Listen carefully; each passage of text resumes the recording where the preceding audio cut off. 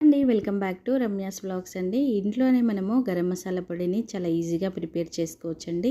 చాలా టేస్టీగా ఉంటుంది. వెజ్ కర్రీసే కాకుండా నాన్ వెజ్ కర్రీస్లోకి అయితే చాలా బాగుంటుందండి. అలాగే బిర్యానీలో కూడా బాగుంటుంది. గుత్తొంకాయలో కూడా వేసుకోవచ్చు. ప్రతి ఒక్క మసాలా గరం మసాలాలో మనం ఏమేమి కర్రీస్లో వేస్తామో వాటన్నిటిలోనూ ఇలా గరం మసాలా చేసింది వేస్తారనుకోండి, కూర చాలా టేస్టీగా ఉంటుంది. ఇప్పుడు గరం మసాలాని ఎలా తయారు చేయాలో చూద్దాము.